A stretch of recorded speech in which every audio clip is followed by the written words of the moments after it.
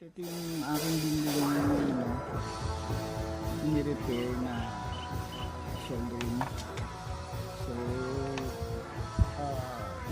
ginamit ko na siya guys. Nagkaroon ako ng issue sa kanya. So, anong nangyari? Hindi niya kayang magpainit. Okay, so, pero umiinit naman siya. Kaya lang hindi niya kayang tumunaw ng tinga. So guys, ito tip lang ano ulit, syempre pag hindi po tayo naging maingat, ang tendency natin itapon or yan guys, huwag niyo itatapon siya, lalo na kung huwag niyo itatapon to kasi nabibilan po ito, naiulitin ko, nabibilan po ito na heating sink, mura lang siya online. So may sukat na, I think ito nga hindi mo kasukat kasi yung kinabit ko sa kanya parang yung pinakamahinang watts, parang mas malaki, pero okay naman kasi pumasok yung screw na umaalok pang ina-screw. So yun, kaya pala ako nagka-issue dahil yung baka kasi maging makatulong sa inyo, alam nyo disposable yan. Ang nagiging issue pala nito ay pag hindi na umiinit yung tip, yung dulo na yan, kaya nakita nyo, may na. Hindi kung bakit, kasi kailangan pala sagad yan, kailangan sagad siya sa loob para uminit siya ng lento. Alright, so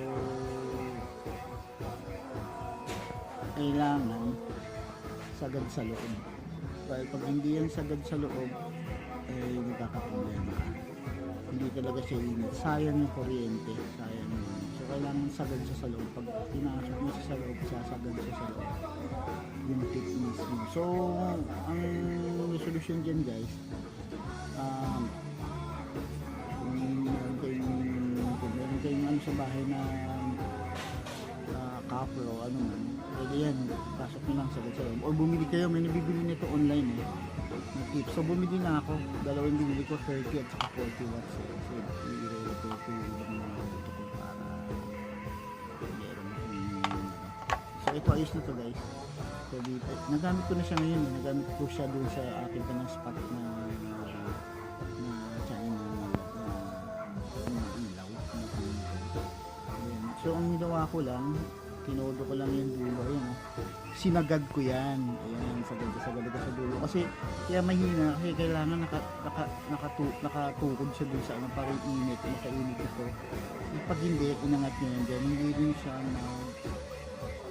init na mainit. So yun lang isa sa mga tutunan ko, kaya dapat natin aralan din kasi pag hindi natin anong gamitin, kasi nakala natin sila, tatapon na natin, so hindi siya disposable.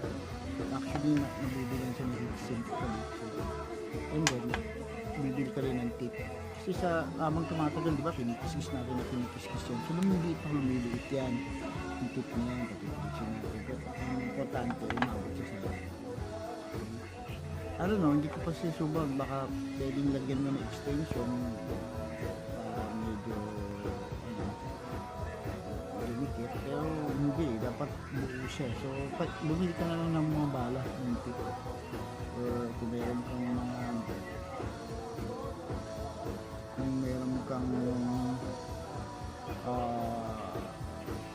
yung makakapal na aluminum na copper, pwede yun siguro, pasok mo sa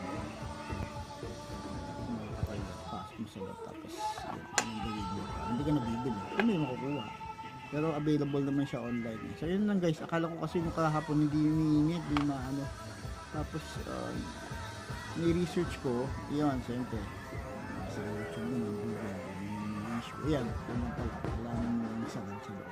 Okay guys, thank you.